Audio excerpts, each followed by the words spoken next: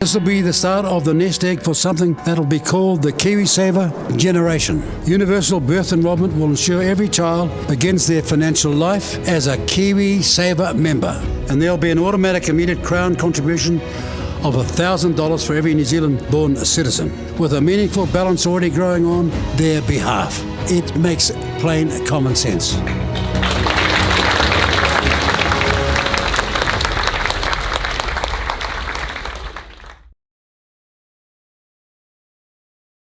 This will be the start. Remember who you are, New Zealand. And we must never forget that challenge, and we can do much more in the future. We must never forget that challenge. Never give up on what our forebears fought and died for. We must never stop believing in ourselves or our mission. We must never stop believing in a country called New Zealand.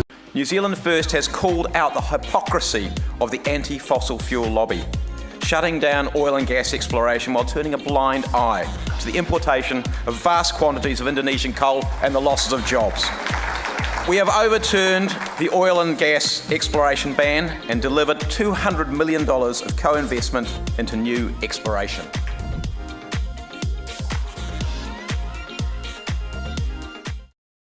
It has called out the We have announced our policy to withdraw from the Paris Accord.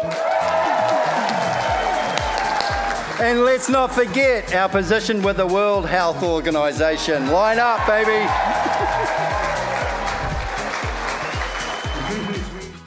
Not so long ago, I rode with the National Party posse.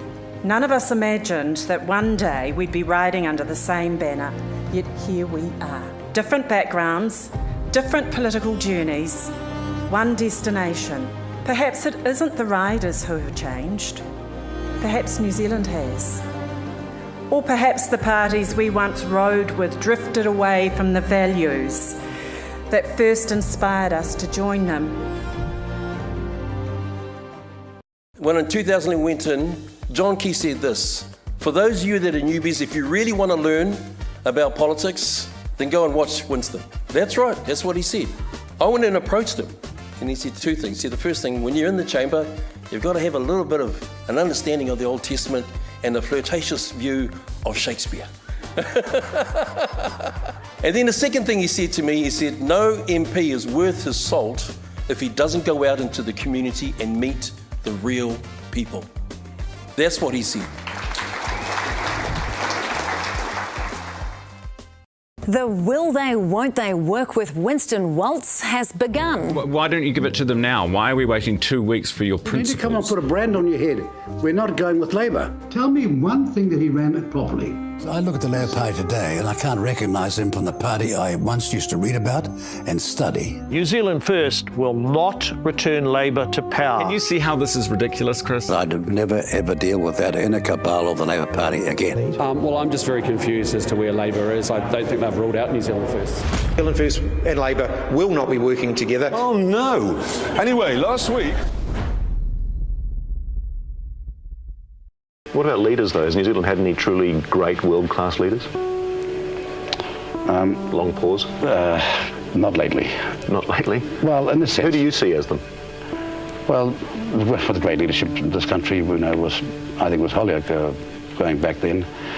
People of the left, of course, or the sociologists and political scientists at university might think otherwise, but the reality was that we had a country number 2 in the world, I think in per capita terms, delivering far greater wealth and social justice than any other country on earth, and looking back on it was a bit of a paradise. But the tragedy for New Zealand in, say, the last 20 years is that we don't have a consensus on what matters in the way you'll see in Ireland, as you'll see in all other first world economies. They have an agreement on the things, say the 5 priorities that matter in government. We don't have agreement on the health system, we don't have agreement on exporting, we don't have agreement on the importance of focused taxation on growing wealth. We sadly, in our great periods, had those sorts of things. Across the divide between Labour and National, there was agreement on the fundamental things. Now there is none, and sadly, that is, how should I put it, that is not providing the kind of leadership that we need.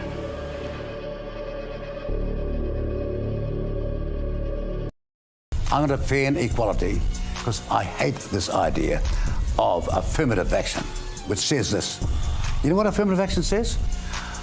You're Maori, so you'll need my help to be anybody. Do you know that all the research... That inverse racism I detest and have all my life. No, well, a whole bunch will understand that ethnicity and need converges, and you're just trying to reduce it down to a very simplistic argument.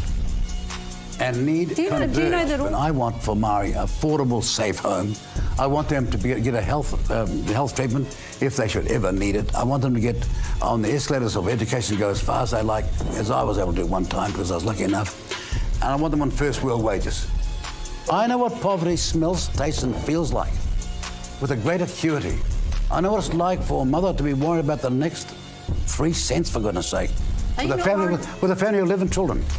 And I'm dealing with parliamentarians and a lot of Maori ones who've got no idea what on earth their people are feeling like. You're chucking out words like apartheid when you're against co-governance. Because ordinary Maori out there working 70, 80 hours a week, sometimes 3 jobs, know that one guy understands them. You're dog whistling though. Oh, they're dogs, are they?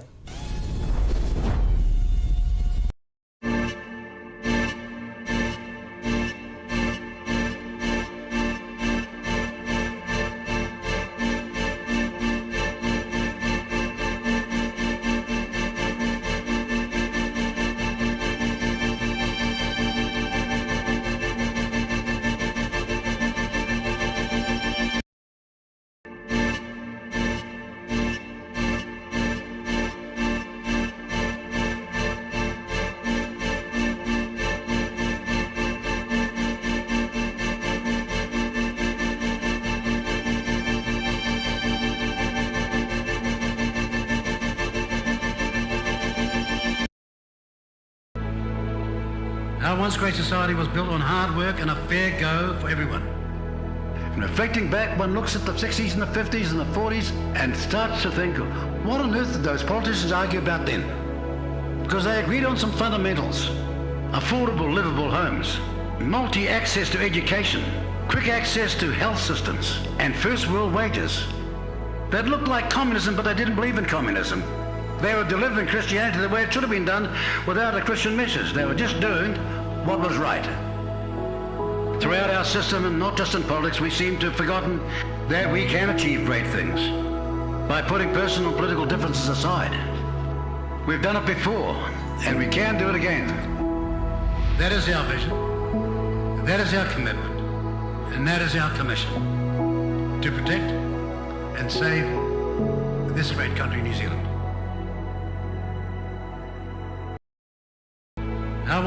The key issue here is we've actually got to have some jobs for these young people to go to. You've got to zoom out a little bit. That's why you should be supporting the fast track. We've just heard of the hundreds of projects, the hundreds and thousands of houses, the mining projects, the renewable energies boom, the water storage and irrigation projects we're promoting under the Regional Infrastructure Fund, the flood protection projects. There is so much to go on with. I was in Telford the other day. We just put $2.5 million into upgrading the facilities there. 74 kids there now with ambitions under the SIT to get to 235. We're actually focused on creating the jobs in the Growing for Growth program. That's real action.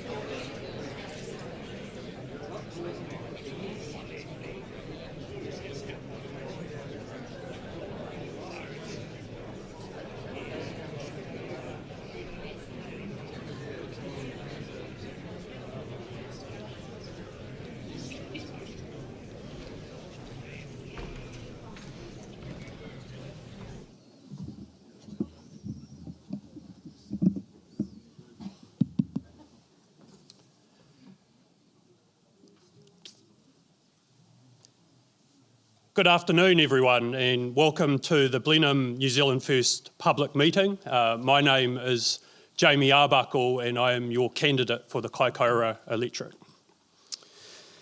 Firstly, we'll just go through some housekeeping rules. Obviously, to my right is the restrooms, or just back out through the doors that you've come through. In the case of an emergency, please just note the exits that are directly behind you. And please turn off any phones now to silent. Some of you may be aware I am the party whip, and if you want to see what the whip does, leave your phone on and you'll find out pretty quickly.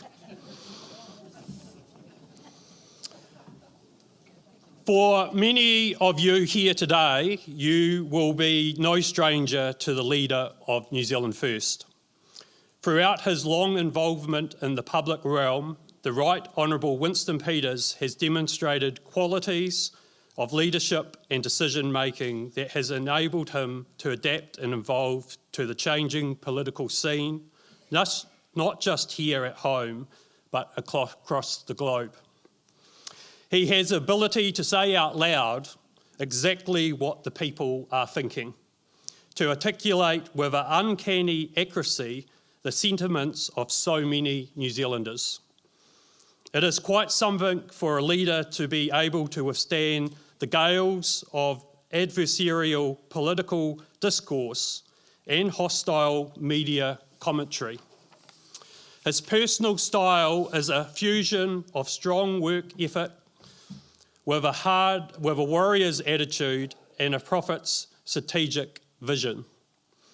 Our special guest today comes with a precious gift that combines oratory, plain speaking, and unflinching attitude in the face of hostility.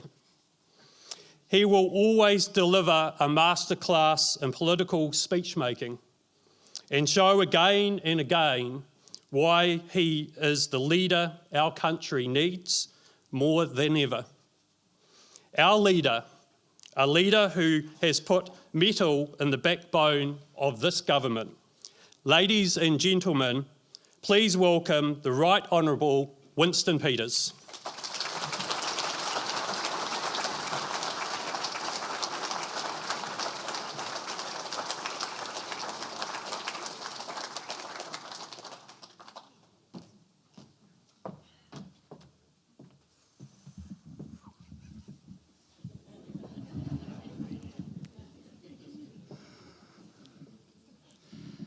Good afternoon, and thanks for coming out on this glorious sunny day.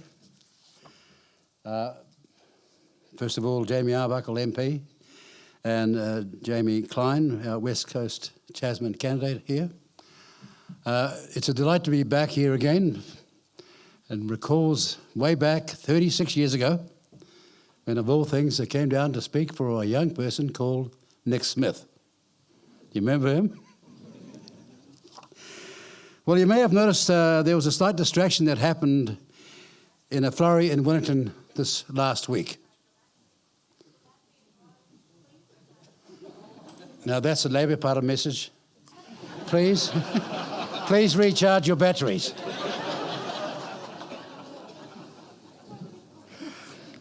As already stated, after days of speculation and guesswork, it ultimately boiled down to quote Shakespeare, much ado about nothing. That's not to brush off the seriousness of the issues for National internally, but to highlight the fact that we as a collective government are less than 3 months away from a pivotal election, and our main focus must be the people of New Zealand and our country's future. It's been an absolute circus last week. So for about 3 or 4 days, it wasn't worth saying anything because they're only interested in a spill going on or somebody being toppled as the leader. Now, I don't know what the bottom of it and the background of it is. I'm not a member of that party. But in the end, it's not helpful to this country or to the people in New Zealand. Throughout this distraction, Kiwis woke up every day, went to work, some working 2 or 3 jobs, still seriously worried about the next paycheck or the next rates bill or the next food or power bill or how to afford the basics for the family. That's what politics is about, not the circus that you're seeing going on in Wellington. It's our collective responsibility as the parties of government to ensure we never lose sight of why we are there and who are the masters in all this. And guess who the masters are? You wouldn't think so, but have a look in the mirror, it's you. You're the masters in this, not the bureaucracy or anybody who specialises in the media. It's you. And all too often today's politics has turned into some sort of soap opera that is seen as some sort of entertainment and clickbait for the media, gotcha politics from the opposition, or personal opinions on things people did or said, which ultimately has no effect on the things that really matter and concern Kiwis. There's little doubt about the reasons why a majority of Kiwis have switched off and are disheartened by the direction our political system has been heading for some time. They just sort of signed off, or they've had enough.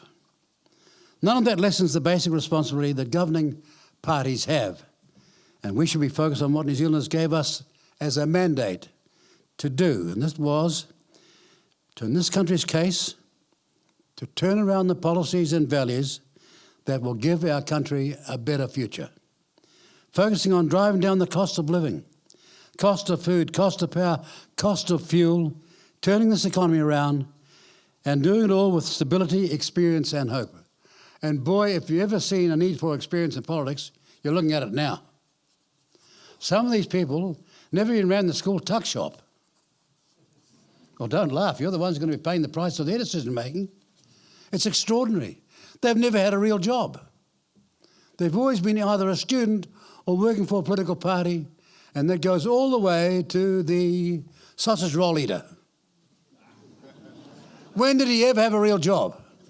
Now, I don't care if you're Labor or whatever you vote for, but I can recall Labor when they had real jobs. The people there knew what poverty smelt, tasted and felt like. Today they aren't even in Parliament.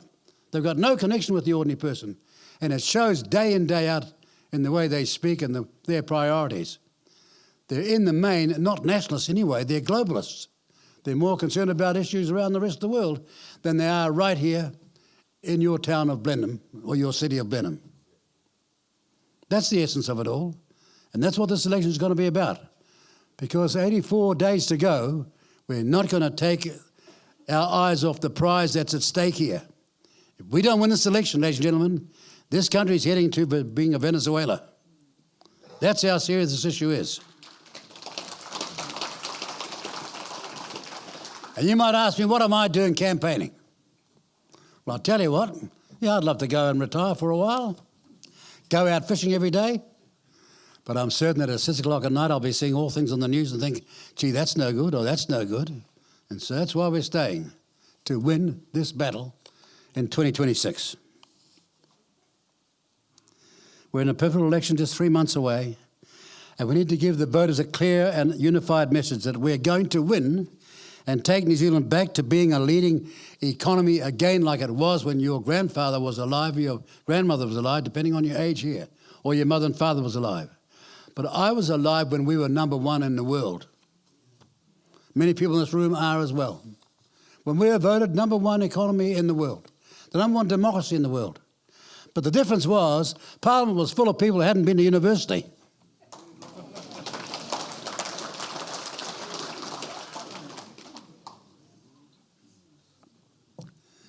They had been through a Great Depression and a serious war, in some cases 2 wars, and they were out to make a change. They were massively different from what I see in Parliament today.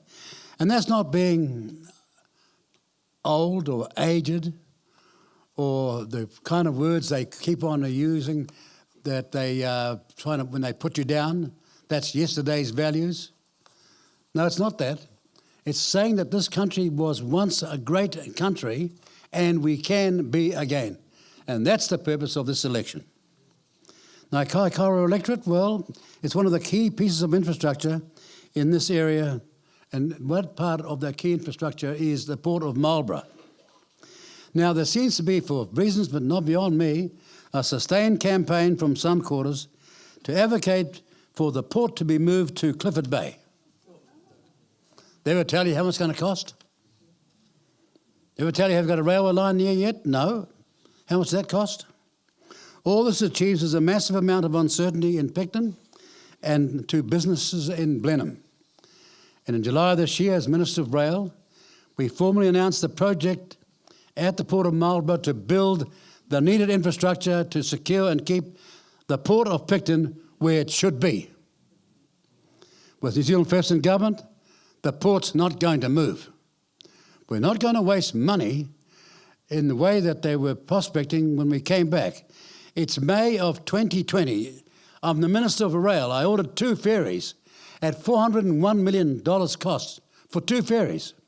We get back in 2023, they got 2 ferries, all right. Guess what the cost was then? Treasury said it was passing $4 billion.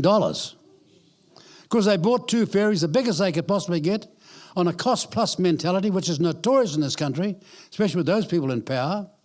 And the infrastructure is going to cost 80% more than the 2 ferries. You know that, don't you?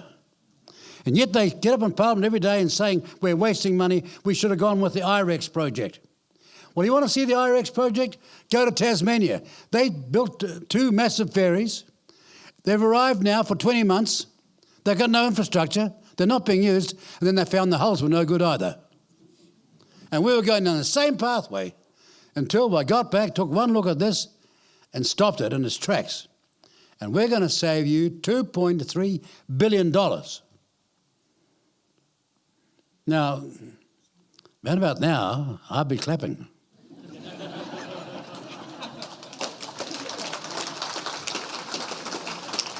Well, if you go to the City Rail link in Auckland, I know that that's $2 billion more than it should be. It's colossal. It still hasn't opened. It's going to open on September the 12th, we're told. Even that got out by mistake. It's cost $2 billion more than it should. This is outrageous. And if we're going to make this country great again, we're going to examine every dollar we spend and make sure we get value for money. But I can assure you, when the ferries do get here, they'll be world class, and the infrastructure will be built as well, and we'll have saved $2.3 billion. And for the...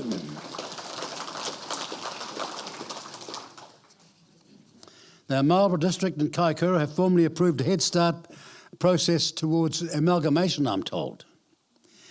It's got a broad agreement down here, but all of a sudden Ngāi Tahu has just proposed following the boundary lines of the failed Labour Party's 3 waters. You remember their 3 waters? Where all of a sudden the water's going to be owned by somebody? Marlborough and Kaikoura would be cut off by Ngāi Tahu's Takiwa boundary. You know what I'm talking about?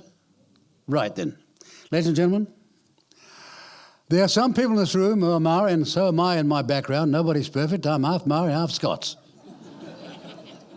Gives you a natural suntan and a desire to save money.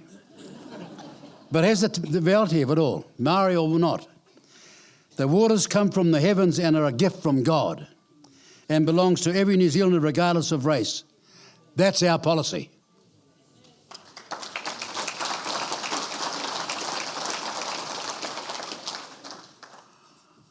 But if those phones keep on going, I'm going to get in contact with who owns Spark. That's our policy. That this is a gift from heaven and we're going to share it for everybody who needs it as an essential. And that was the old Maori way. The idea that the sea and the sky and the water belongs to a tribe was never in Maori thinking.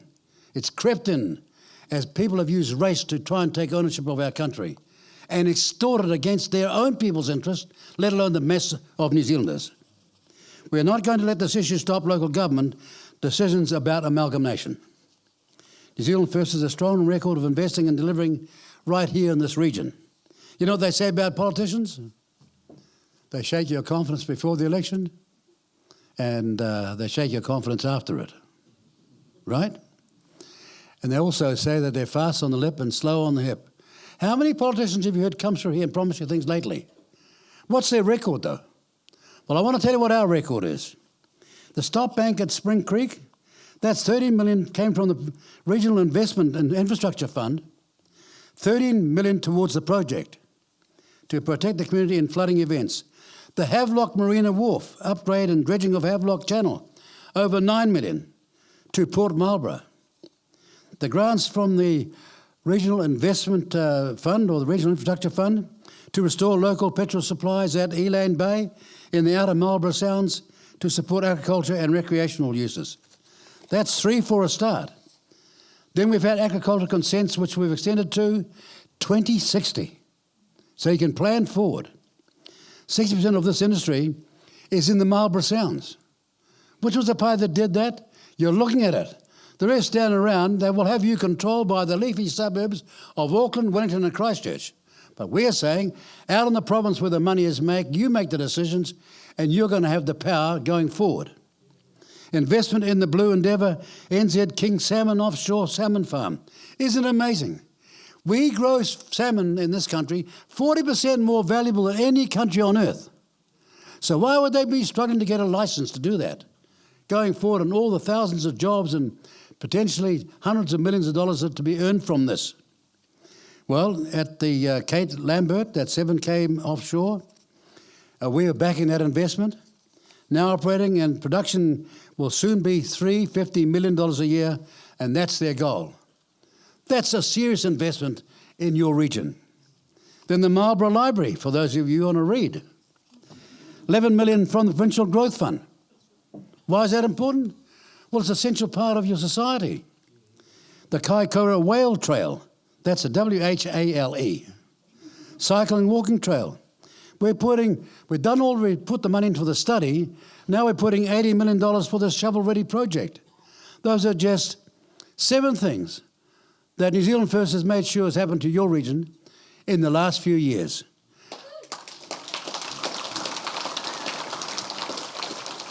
The other politicians talk, but where's their action? You know how they do it. Run their hands around like an Italian chef when they're on TV, roll their eyes around when they're on TV. All the sort of performative behaviour you have. But when it comes to real action, no do-re-mi at all.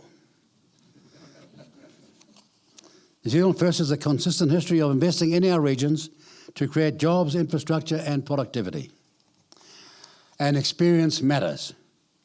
New Zealand First started our long campaign in March this year, and we've been packing the halls around the country every week, delivering the message of thousands of Kiwis that we are focused on 2 things. Campaigning on the bold policies our country needs for real change, in directing our country, and the promise to continue to fight for ordinary hard-working Kiwis against the establishment, the elitist status quo. They love the status quo because they'll always be in power. The bureaucracy loves it, and certain politicians love it. They don't want you to change the status quo because the moment they do, you change the status quo, they'll be out. Experience and leadership has never mattered more. And now is not the time for weak leadership.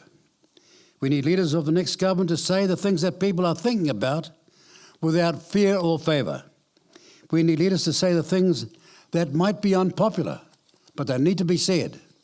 To say the things that others only talk about behind closed doors, but are too afraid of the backlash from the woke, precious snowflakes on the left, or worse, the mainstream media.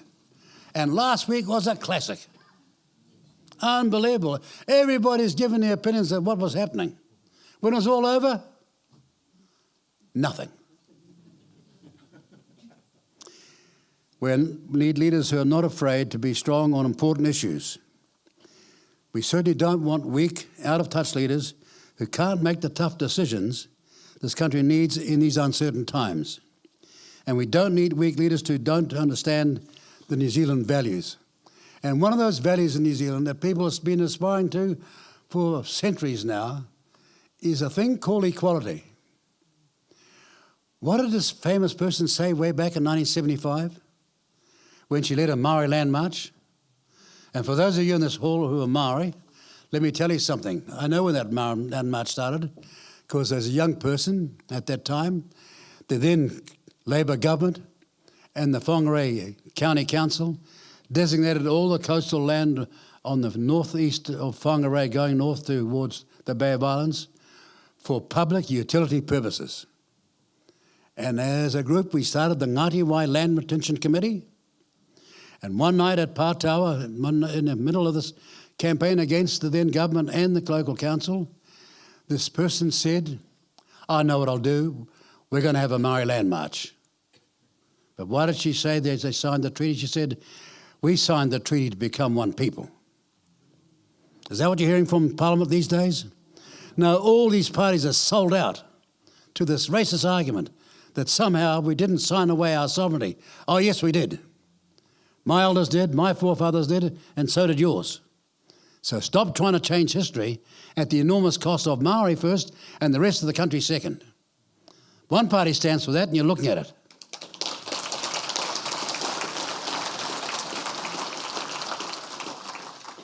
We're not going to go around tinkering around the edges on the big issues and do nothing but manage the decline of our country.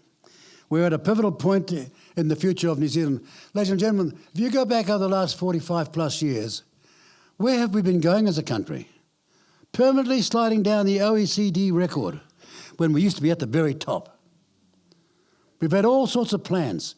Mass immigration to try and get our market to be somehow impulsed by this influx of all these people.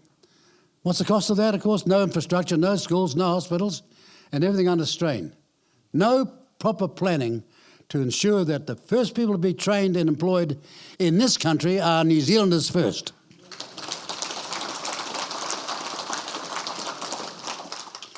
Ladies and gentlemen, we've announced a number of policies this year to deal with our present circumstance. Let me tell you what they are for a start. We've announced policies to break up the power companies' monopoly. We have announced policies to split the supermarket duopoly. We've announced policies to re-establish a competitive state-owned bank. And wasn't it amazing when I said we're going to take the BNZ back? Oh, the National Party said, oh, that's going to cost 30 billion. Well, if that's the way they do calculations, they should not be in government. It's going to cost nothing like that. And you remember when the BNZ was sold? Well, some of you are too young, thank heavens.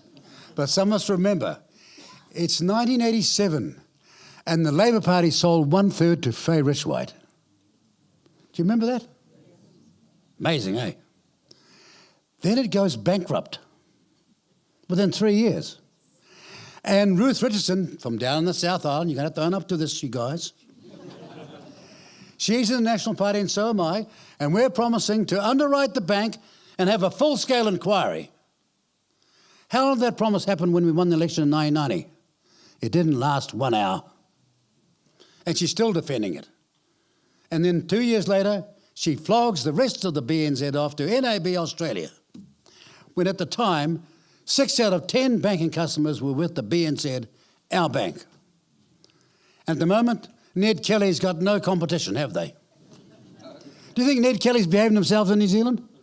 They're making far more money in a small market than they're making per capita in a big market.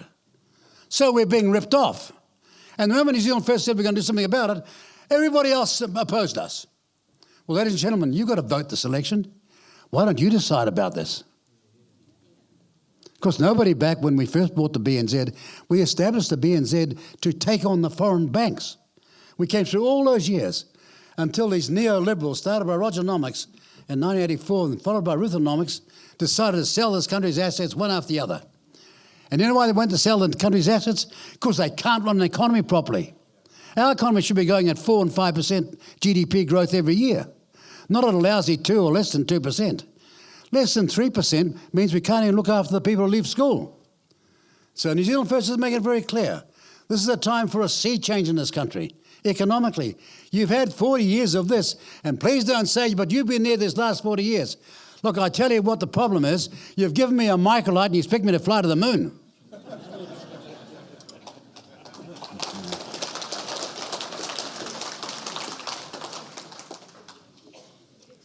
We've done hundreds of things.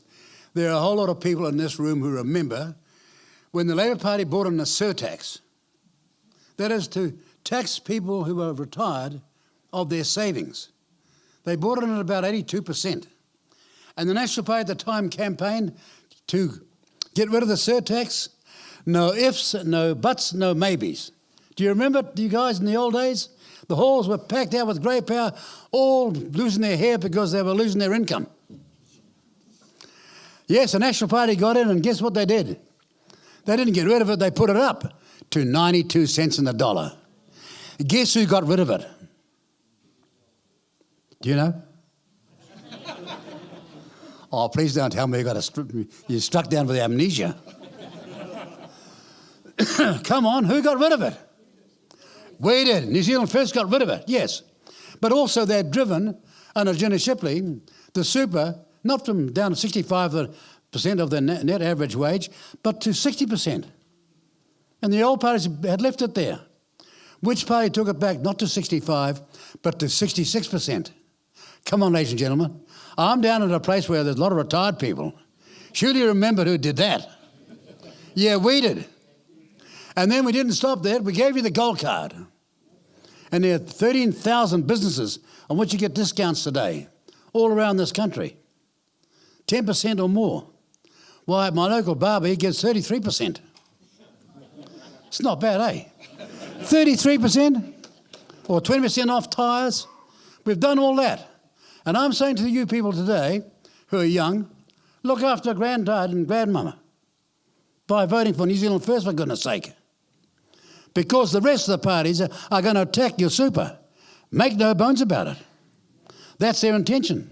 The first thing they're saying is that we can't afford super. Isn't it amazing? And all the mainstream media and all the economists are agreeing with them.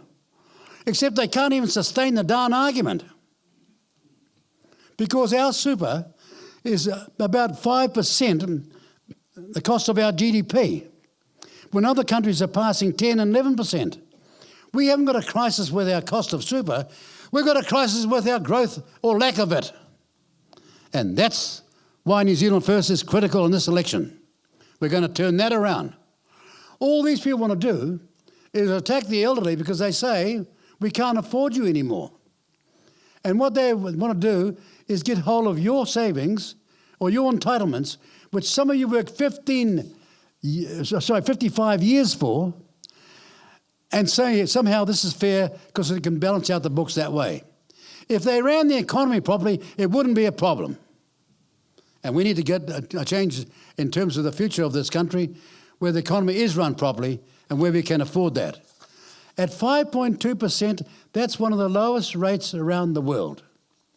But it's no good if you can't run a successful growing economy like we used to, when, as I said, people who hadn't been to university ran our country. We're going to split up the supermarket duopolies. We're going to establish a competitive state-owned bank, as I said, and we've announced policy to return mining royalties created in the regions back to the regions.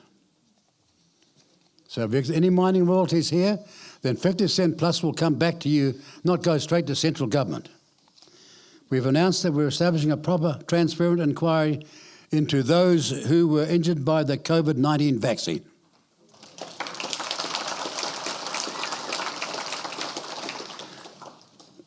You've got no idea. You've got no idea, ladies and gentlemen, how sickening it is to see what happened when COVID arrived in 2020. We didn't know what we were dealing with, and so it was excusable. But by 2021, we should have known what we were doing, and we didn't. We had the longest close down of any country in the world.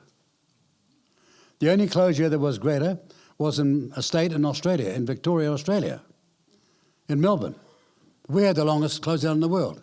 But worse still, it was advised to Hipkins and the Minister of Health, Asa Verrill, not to give the second vaccine to children between 12 and 17 years of age.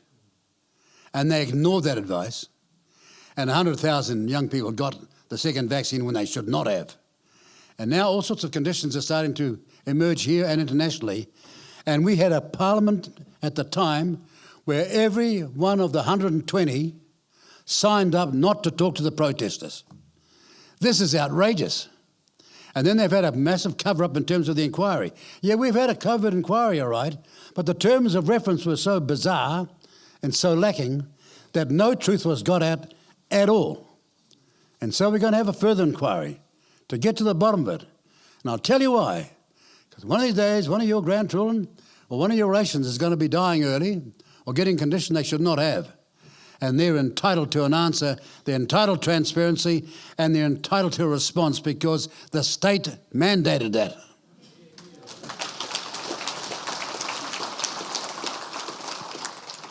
And now they're all shouting out, oh, he's only doing it for publicity. Oh, no, you don't. From the moment that I saw what was going on, I opposed it. I can recall having an argument with the then Prime Minister, Jacinda Ardern. She had said to me, and she had said on the media, that it came from the COVID, from Miracold, a freezing company in Melbourne, Australia. And I'm looking at the facts and thought, this is bizarre, and I went public and said, that can't be possibly true. You know what my evidence was? Well, there were 1,200 people working there, and only 2 had got it. 1,198 hadn't. So how could that be the source? But that's what she and Bloomfield maintained for 3 days until the guy that headed up Miracold, Australia, in Melbourne, said, but we haven't sent you any product for 4.5 months. Remember that? They caved in. And so my message to the media and all those people that went along in this cover-up is stand back and watch. We're not taking it. We want transparency. We're going to have a further inquiry, and this time it's going to be transparent.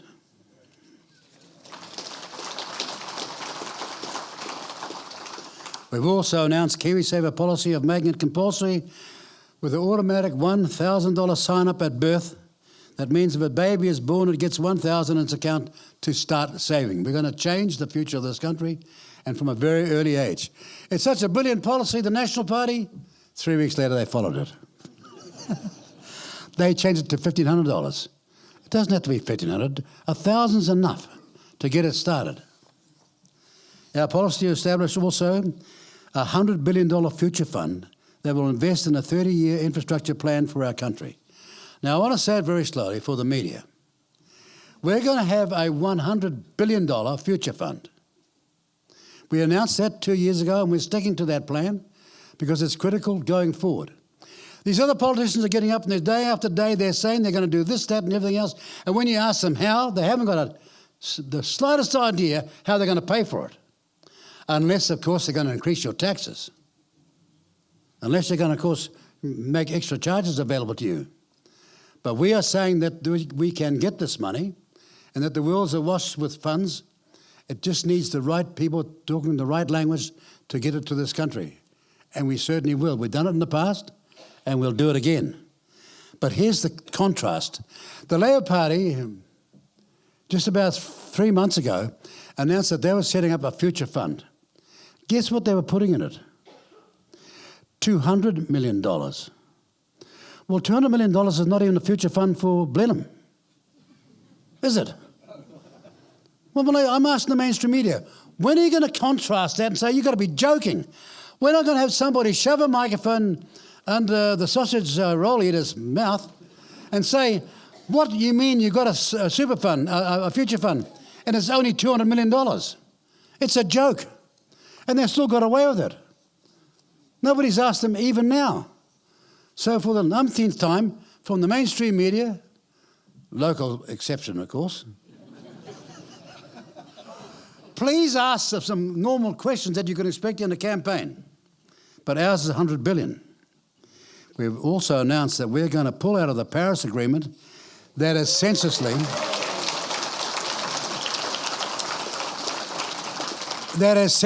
hamstringing our economy. And if you're greenie, then our response to you is naff off. Because at the time when you all signed up, you said that food production was exempt. So why is food production in New Zealand now caught by it in all of their thinking, excepting one political party, New Zealand First? We want the exemption to stand. And for that being the case, given that we've only 0.17%, which is hardly what China would sneeze at overnight, we can have no effect on the world in this matter at all when 60% is coming from China, India, Russia, United States. 60% from those 4 countries alone. And here we are punishing our delivery of food production and all our people out in the countryside because a whole lot of woke people who are sitting on the taxpayers' teat want to have their way.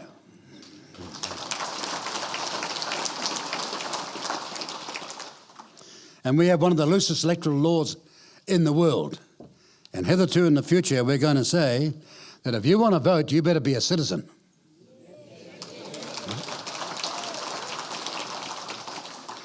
Is that too much to ask for?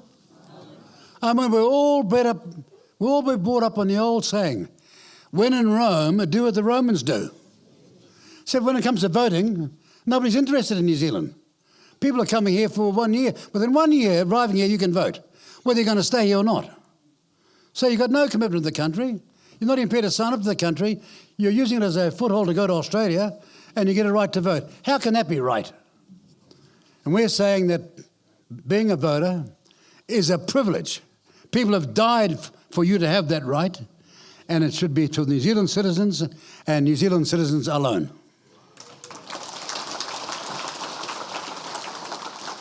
And it's not anti any immigrant.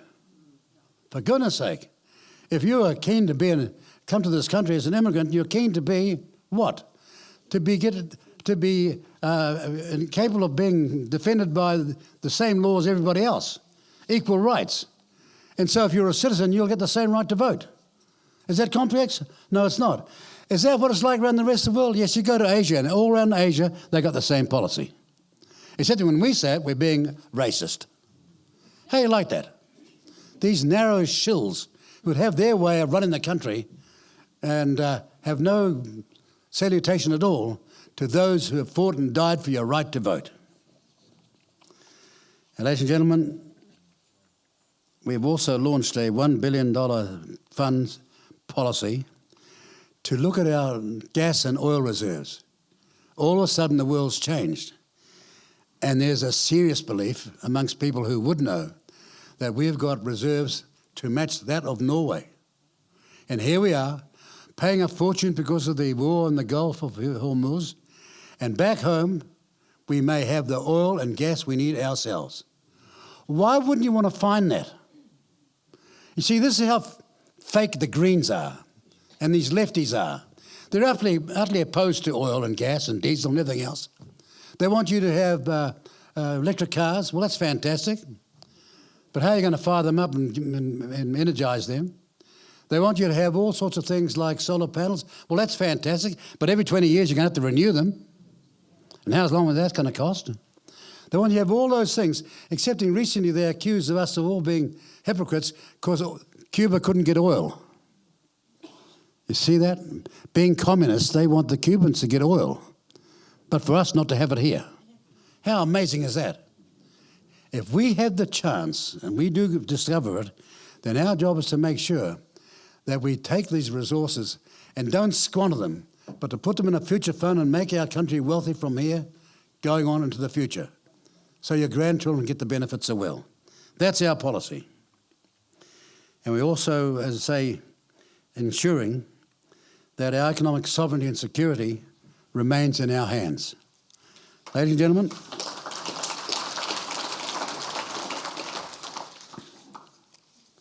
and we've also announced, and this is amazing, you know, how the other parties can be so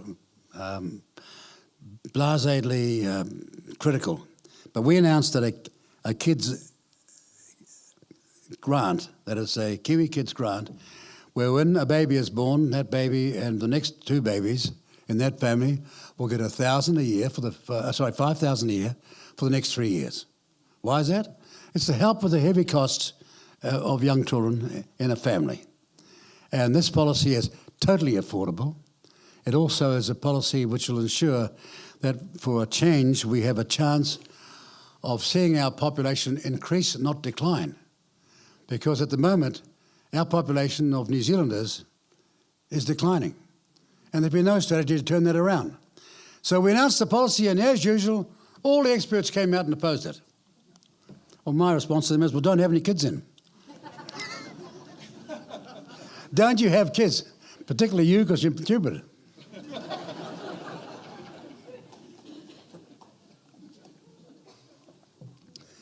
So that's what we're going to do, 5,000 per child for each of the 3 years. But for the first child, the first year where the cost is the most, it'll be 5,000 lump sum if you so wish it.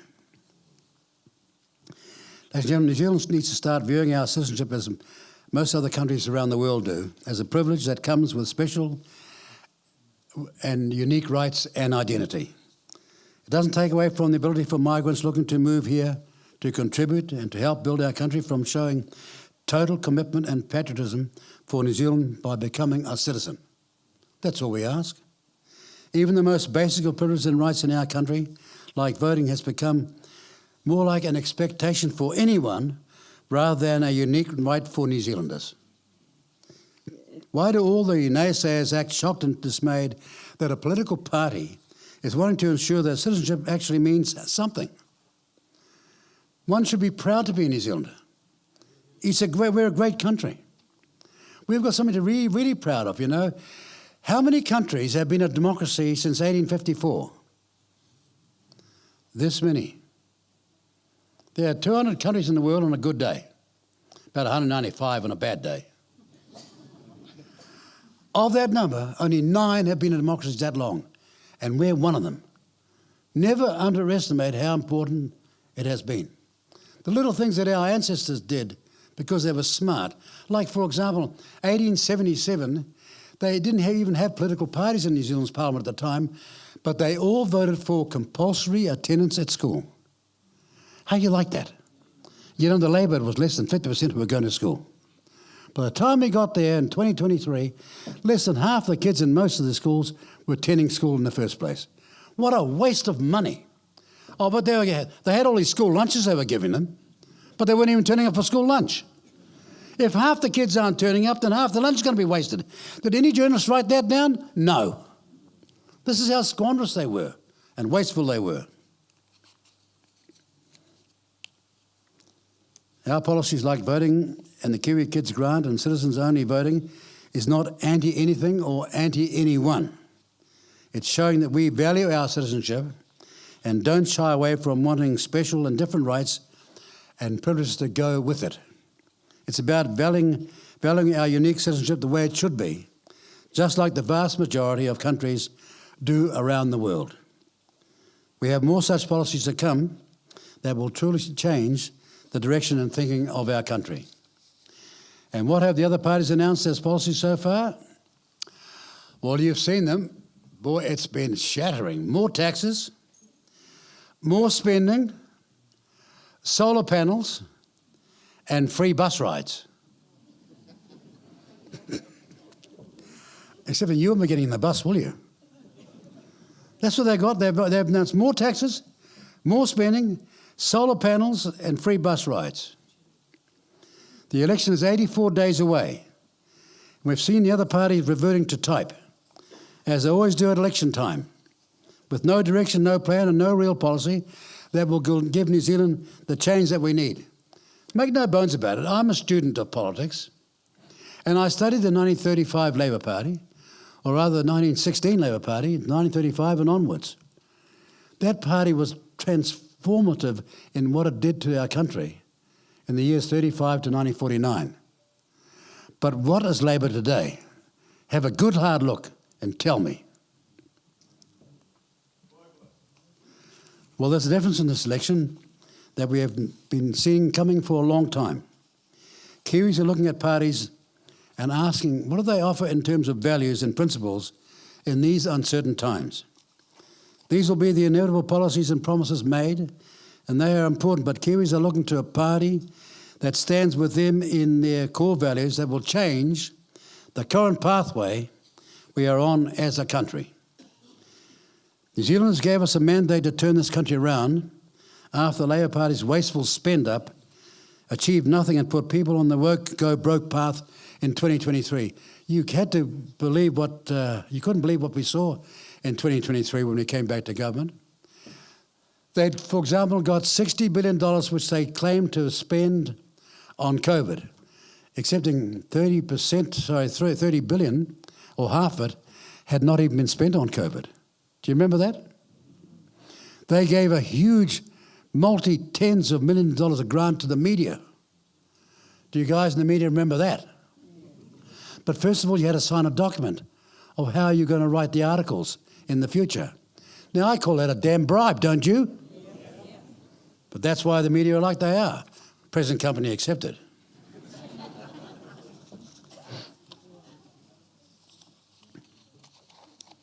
We signed a coalition agreement to govern with stability and experience 3 years ago, and we've kept our word. And ladies and gentlemen, it hasn't been easy. I'll tell you why. Because we went into government with people in the main who had never been in government before. You think about it for a while. Say you're a basketball player or rugby league player or rugby union player. You're on the paddock and the person never played in a test before. 3/4 of the team is full with people who've never been on the paddock in a test before. It ain't easy, I can tell you. Especially if you've been there before and for a long time before the rest of them. They're still learning on the job. And that's why you need New Zealand First in government.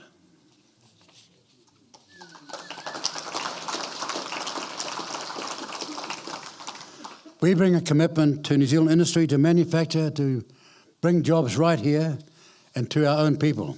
It's our policy to break up, as I said, the power companies, so we stop seeing business after business closing down and moving offshore, and so that you do not pay outrageous power bills because the retailing arms of the energy companies control the generation of power, and both Labor and National are responsible.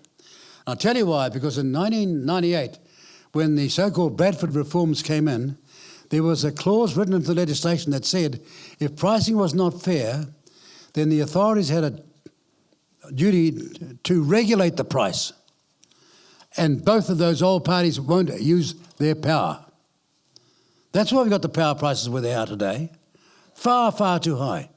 There used to be a cutting-edge advantage for New Zealand homes and businesses against the rest of the world. We had cheap power. Then along came a guy called Max Bradford at National, and then Judy Shipley, remember her? Another South Islander. And he promised to reform the electricity industry and ensure that pricing in the future was plateaued out. Now, plateau usually means flat, doesn't it? Except under his plateau, it was vertical. And that's why you're paying these awful costs. And we are going to deal to it. And we're going to push aside all these experts and these commentators who think it can't be done, because it has to be done in your interest and the interest of small business in this country. We bring common sense to immigration policy, where our policy is as clear as daylight. We're going to bring people we need, not who need us.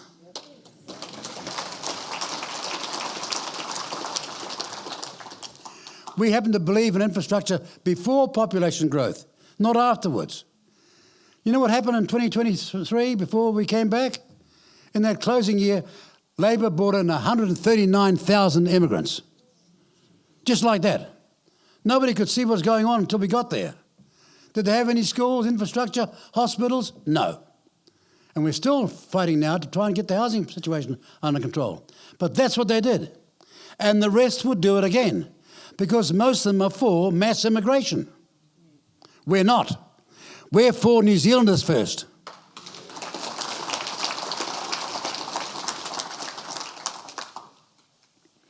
We're the party of social conservatism, of patriotism and nationalism. Those values are what it means to be a Kiwi. The New Zealand First is proud not only stand for those values, but to fight for them. You'd be astonished in Parliament how many of those members of Parliament are globalists. All their thinking, all their policies are shaped by global demands. The World Health Organization would give a command and they would say, yes, sir, 3 bags full tomorrow. That's them. We've made it sure that nothing that the World Health Organization says is approved until we approve it first. One party's made that change. One party and one party alone has made that change. Because we're not going to be told from the World Health Organization, unelected as they are, meant to be servants of the people, but think that they can dictate to us what we should be doing. Only one party believes that. In this election, the choice is simple. Do you trust a cabal of woke left-wing student politicians from Labor? Or let me tell you what, if you're the Green, you're in the Greens, it's nothing like the party it once was. It's nothing like the party it once was. They're not just nutbars, but some of them are communists. They're serious communists. They're proud of it. And then you got the separatists from the Maori Party who want a separate upper house, who've got half the South Island hanging around their neck. You've seen them. And all of you who are Maori, come on, don't tell me that you're proud of that. Don't tell me that's the standard that you think that we've established. When you think of the great leaders like Ngata, Puma and Buck and all those brilliant people of a former age. And all of a sudden, it turns out this radical bunch of racist clowns who, if you don't agree with them, they say, you haven't got enough Maori in you. That's what he said, the guy with the cowboy hat. He's opposed to colonialism until he gets his clothes on.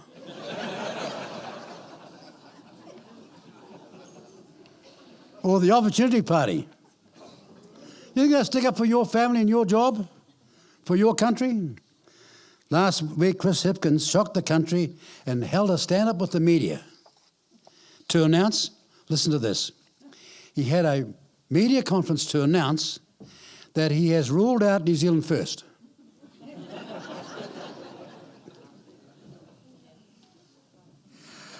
As you can imagine, it took us all by surprise. Not the least because we had ruled out Labour in 2022 and for every month of this year. But despite that, he holds a conference and the media print, Chippy has ruled out New Zealand First. That's after his third sausage roll.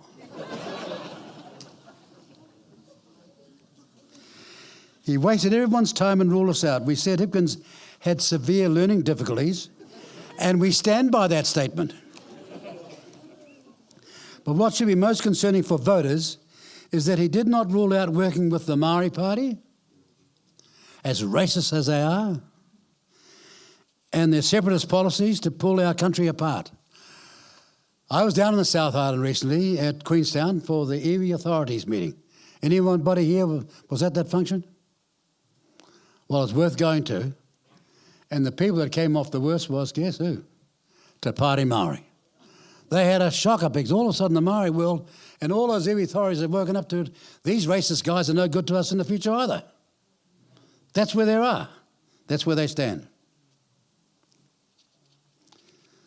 But what should be concerning most people, as I said, is that he supports going with the Maori Party. He didn't rule out working with the Green Party, even though they're loaded with communists now. And they have an $88 billion debt increase. That's what they've already announced. $88 billion for their forward policies. And also, just to try and get the Maori vote, they're going to give $2.4 billion, $2.4 billion to Marae without any external checks. How do you like that?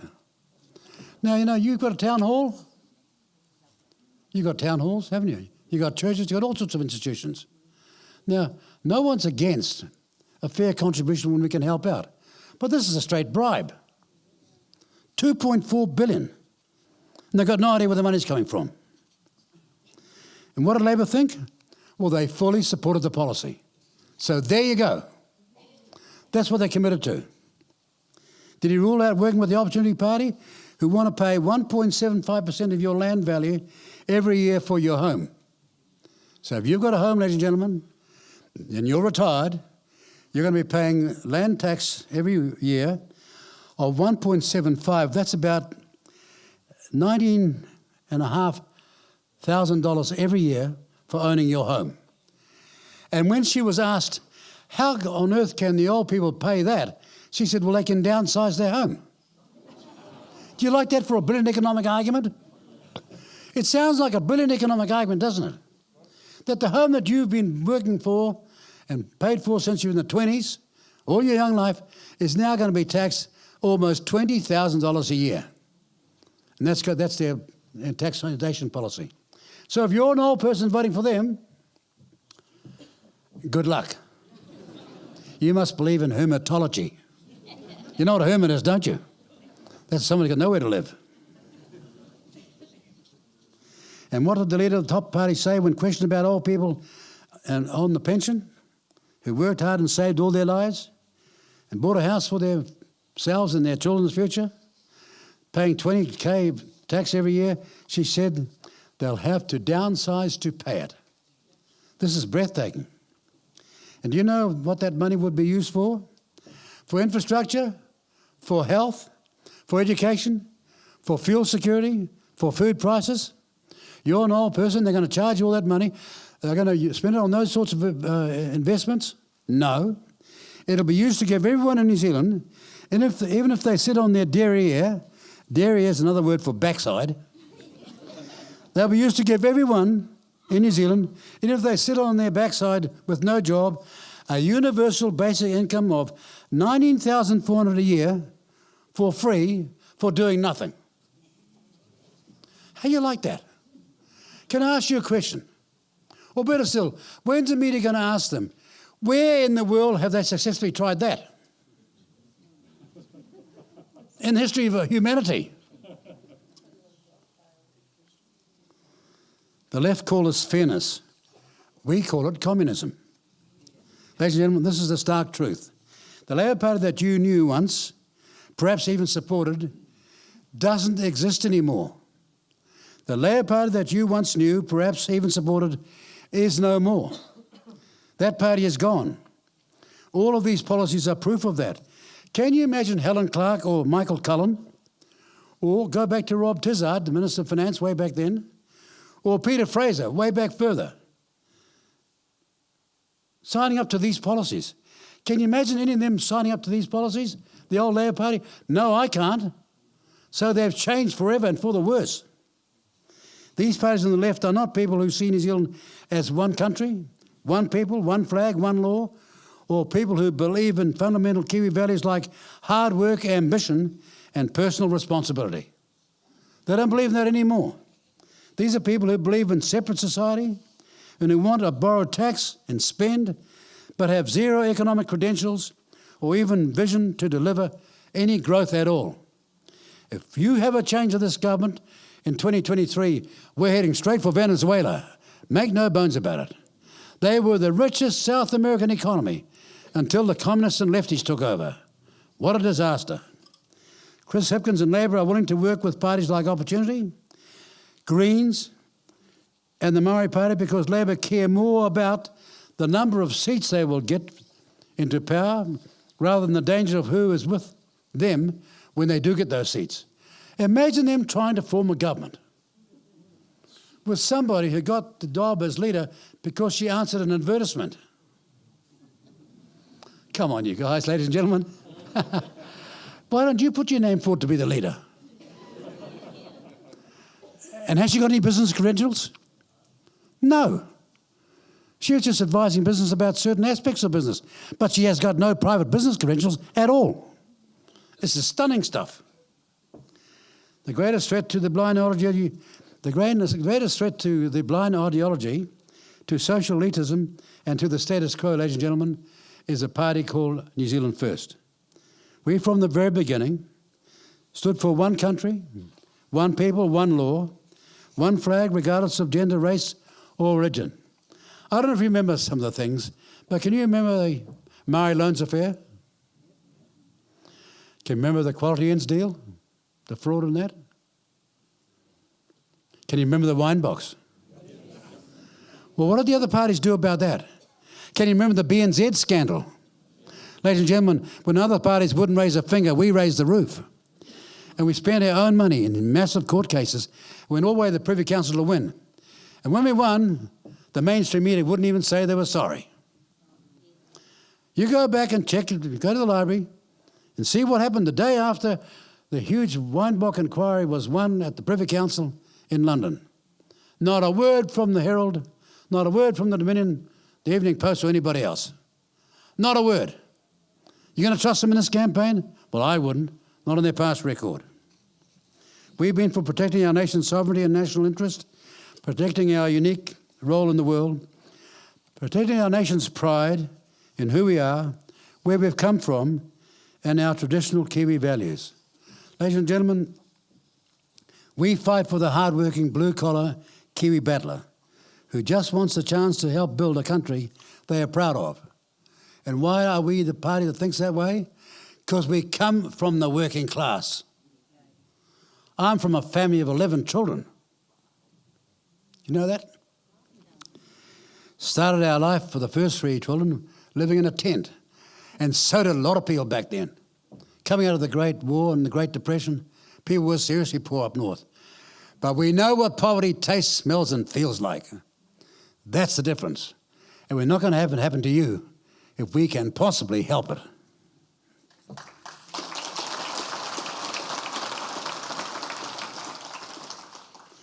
We've always been and always will be for common sense. 23 years ago, we were 10 years into starting a party and on our way to going into government.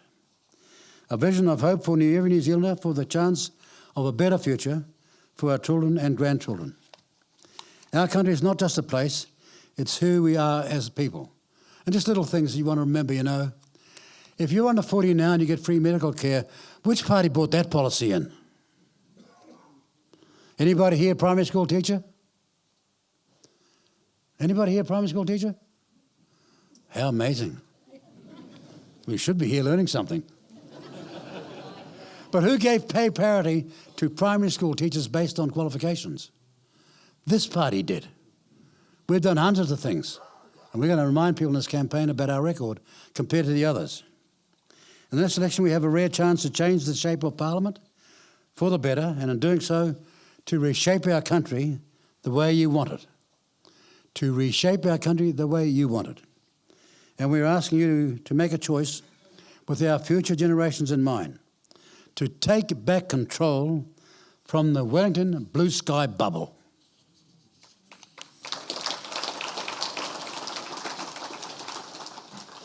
Take back control from the way it's always been. You know, take back control from Tweedledum and Tweedledee, or Pepsi and Coke, year in, year out, who choose CV politicians. Where they're here today, then they run out of gas. You understand? And they go on the next, taking with them a Rolodex of international job opportunities, speaking circuits or book tours, looking back over at their shoulder at New Zealand's decline, which they were critically part of.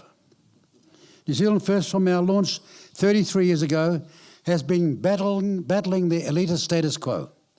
No one can deny that. On issue after issue that needed public exposure, the rest remained silent. And they've remained silent on COVID as well.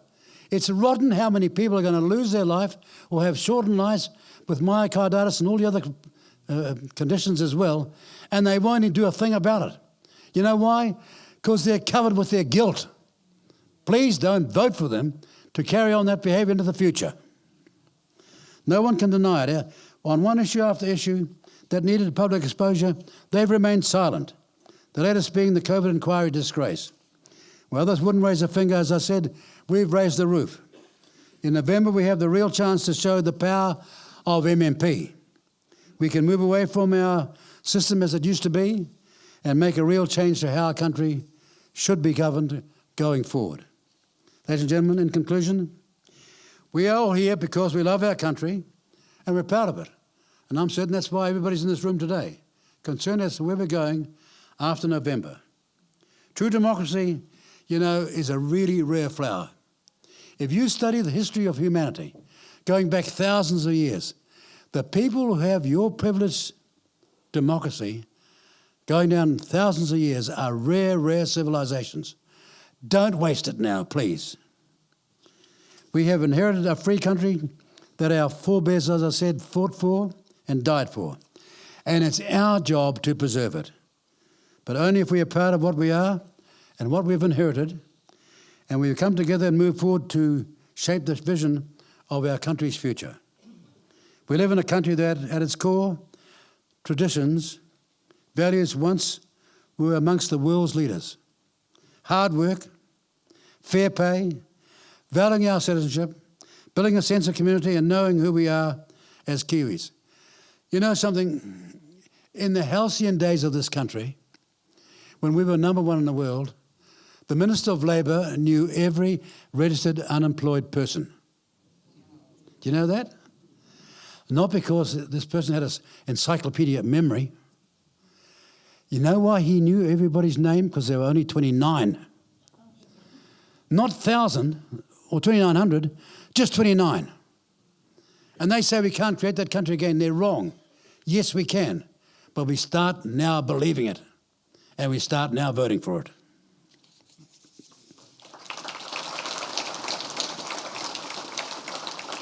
And ladies and gentlemen, remember, we're the beneficiary of Western values, democracy, and the rule of law. And the advancement and enhancement of these principles have only occurred in those societies that have united together as one people and who celebrate their nationhood instead of perpetuating division. It doesn't matter what our background is, whether you're Irish, Welsh, or dare I say it, Scots, or Samoan or Maori. It doesn't matter if you're Indian or Chinese or who you are, you're in New Zealand now. You're going to put your country first.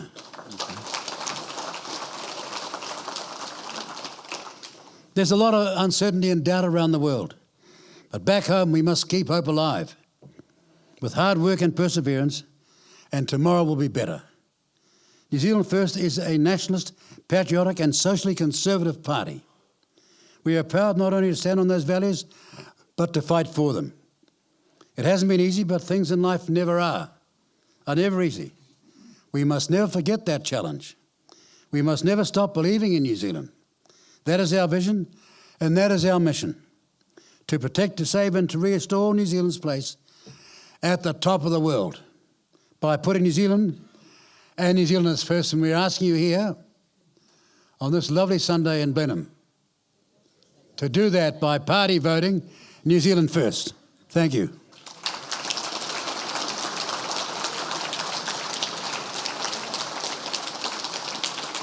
Thanks, Mr. Klein.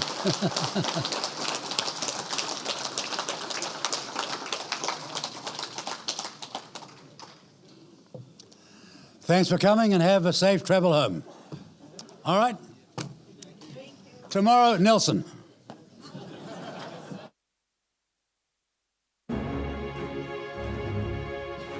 I know tomorrow's Sunday, but we're doing the Lord's work.